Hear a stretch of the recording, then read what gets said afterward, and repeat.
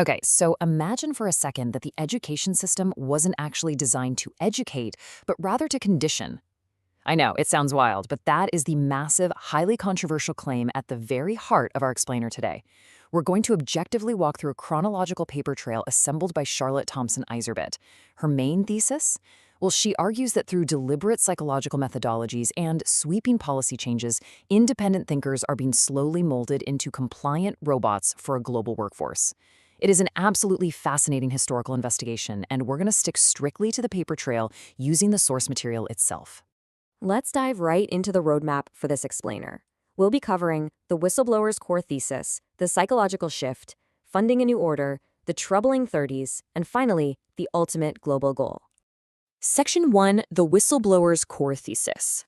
So Charlotte Iserbyt isn't just some outside observer. She actually served as a senior policy advisor in the U.S. Department of Education back in the early 1980s, and it was there, she claims, that she uncovered the true nature of modern educational reform. Her explosive core thesis is captured perfectly right in her own text. She basically argues that the American education system was intentionally and systematically shifted away from traditional academics. In its place, behavioral conditioning designed by social engineers. She's adamant that this wasn't an accident, but a totally deliberate restructuring to control behavior rather than foster independent thought. Now, you've got to wonder, how on earth could a massive shift like this happen without parents and communities completely revolting? Well, Iserbyt says the secret sauce was a tactic called semantic deception.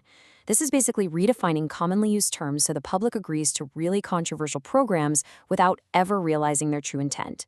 For example, parents naturally want their kids to learn decision-making, right? But Iserbyt argues that under the surface, these programs were actually values clarification exercises, specifically designed to dismantle absolute concepts of right and wrong.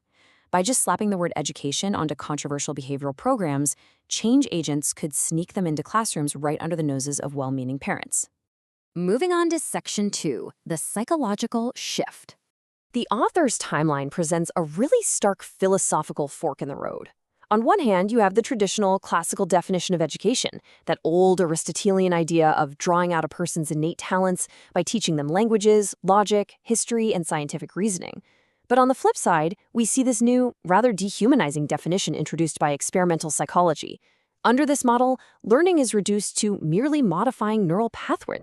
The human mind is viewed as basically a connection system, where education just means applying a stimulus to guarantee a specific, predictable response. The individual is no longer a free-thinking soul. They're just a biological mechanism to be conditioned. The source material lays out a super clear timeline of how this experimental psychology infiltrated American schools. It's essentially a chain reaction. It kicks off in Germany with Wilhelm Wundt, who proposed that humans could be studied in laboratories exactly like animals, focusing solely on sensory experience and conditioning. That exact philosophy then transfers over to Edward Thorndike, a pioneer of animal psychology who actually studied under Wundt's protégés. And finally, that influence hits John Dewey, who is widely known as the father of progressive education. Dewey used Wundt's psychology to push the idea that education should be social rather than individualistic. He wanted to build a mini-cooperative society in the classroom while purposely de-emphasizing high literacy, which he viewed as fostering an antisocial kind of independence. And that brings us to a massively important concept in Iserbyt's paper trail, operant conditioning. Edward Thorndike developed his theories using what he called puzzle boxes, experimenting on chickens, rats, and cats. He'd observe how animals learned to find their way out through a tight system of stimuli, rewards, and punishments. But here's the kicker.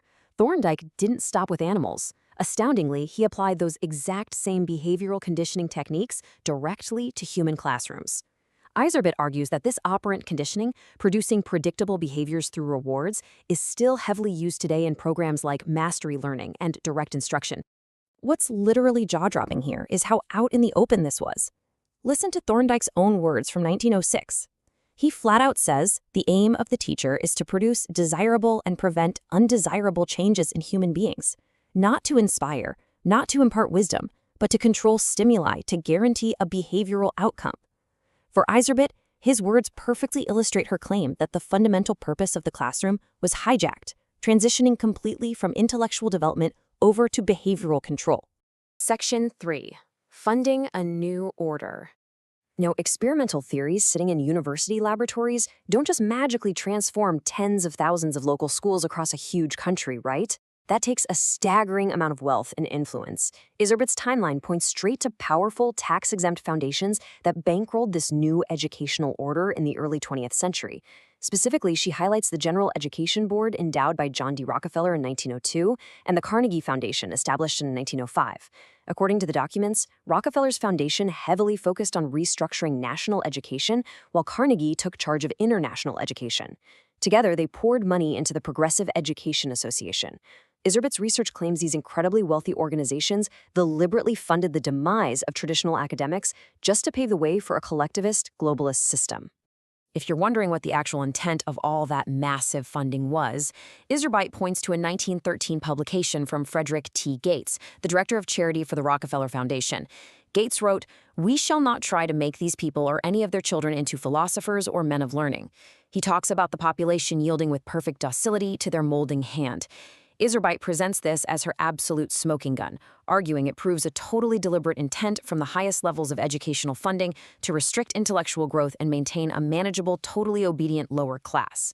Section 4. The Troubling 30s. The 1930s were an absolute whirlwind of ideological shifts. In 1932, Professor George Counts published Dare the School Build a New Social Order, where he openly advocated for abandoning individualistic economics in favor of a collectivist pattern. That very same year, the massive 8-year study was initiated to fundamentally reconstruct high schools across the country. And then, in 1933, John Dewey co-authored the Humanist Manifesto, calling for a synthesized religion and a collectivist economic order.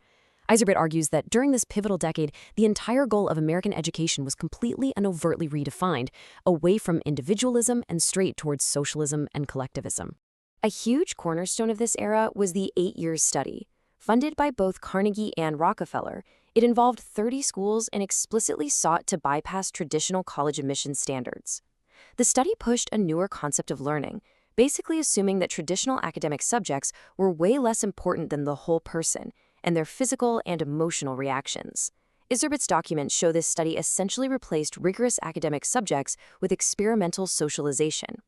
Honestly, if you've ever wondered why whole person learning or heavily focusing on student emotions is such a massive buzzword in today's classrooms, well, this 1930s study is exactly where that modern framework was built.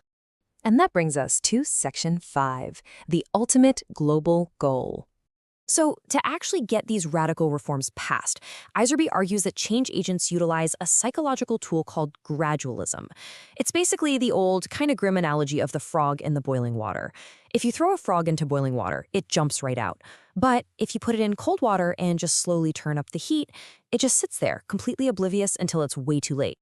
Over the course of a century, the public has been slowly conditioned through a series of created educational crises. Every single crisis introduces a slightly more radical reform, gradually moving the system further away from academic freedom and closer to behavioral control, all without triggering massive public outrage. A major mechanism driving this gradualism is the Hegelian dialectic. It sounds complicated, but it's really just a concept used to guide the public into a forced consensus. Let's look at a highly practical example of how she claims this works with school funding. The thesis is the starting point. Parents have local control of their schools through local property taxes. Next comes the antithesis. Change agents engineer a crisis by intentionally driving up school budgets, causing property taxes to skyrocket and infuriating local homeowners. Finally, the synthesis. Exhausted, angry property owners gladly accept proposal to shift education funding to the state income tax just to lower their local burden. And boom, the trap is sprung. Funding moves to the state and federal level, totally destroying local control and allowing globalist standards to be implemented nationwide. So, what is the actual endgame of this 100-year war? If we summarize Iserbyt's extensive paper trail, the ultimate goal is clearly not to educate free citizens. It's a total shift from academics over to global workforce training. It requires the complete eradication of independent thought and absolute values, replacing right and wrong with situational ethics. The end product is the creation of compliant human capital, robotized individuals who will seamlessly fit into a non-competitive, globally managed socialist economy. They want a workforce trained to perform, but deliberately dumbed down so they absolutely never question the system. We've traced this timeline all the way from Wilhelm Wundt's 19th century laboratories to the massive wealth of the Rockefeller Foundation, right up to the modern era of values clarification and outcome-based education. Based on Charlotte Iserbyt's expansive investigation, I'm going to leave you with a pretty provocative thought. The next time you hear terms like values education or workforce readiness, try to look past the semantics. Just ask yourself, are our schools fundamentally designed to draw out the innate talents of free thinkers, or are they carefully engineered to train a compliant, manageable workforce? It's a question that challenges the very foundation of how we view the future of our society.